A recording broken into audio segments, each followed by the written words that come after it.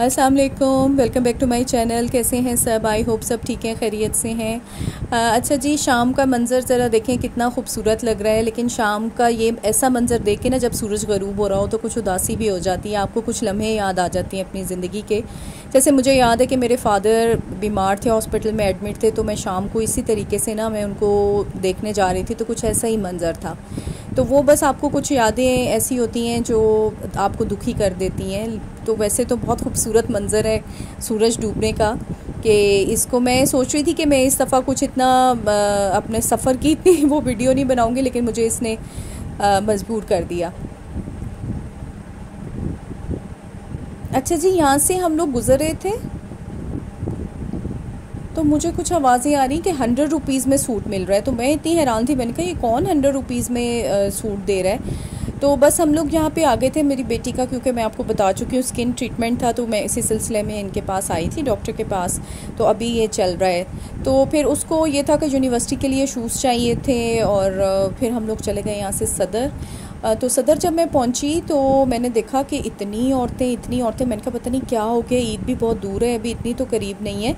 तो और पता चला कि सेल लगी हुई है। अच्छा, सेल में भी मैंने अपने लिए शूज़ लिए हैं, और वो मैं भी घर आके मैं फिर वो कह रही थी, मैंने कहा मैं ज़्यादा ले लेती, अच्छा था कि सेल लगी हुई थी और डिस्काउंटेड रेट पे अगर आपको मिल रही हो तो फिर ले लेना चाहिए। बस हमारा औरतों का ना दिमाग कुछ ऐसे ही होता है कि वैसे इतने पैसे लगा देंगे, लेकिन सेल लगी हुई तो कहेंगे नहीं नहीं नहीं यार, पैसे ज़ाया नहीं करने।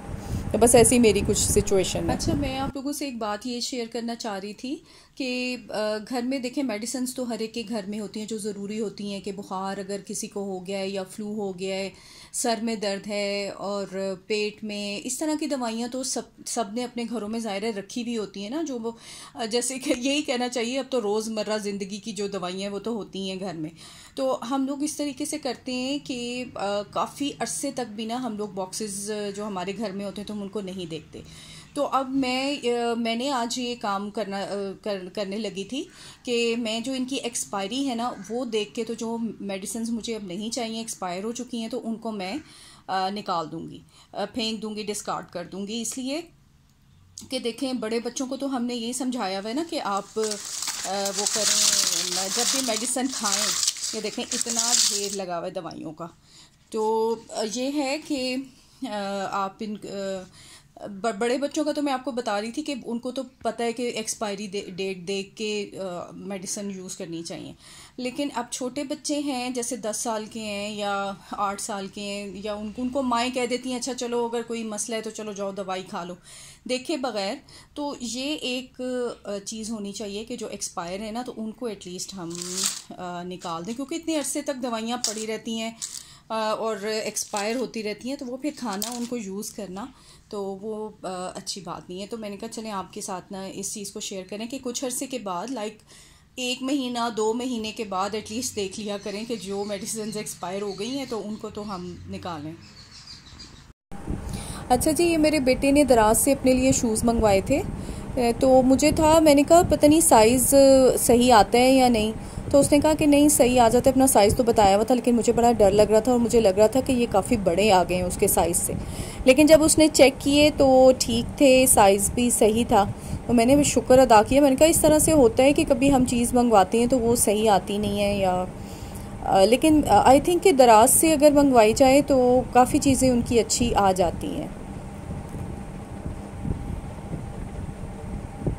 तो इसका कलर अच्छा लग रहा है, रेड कलर।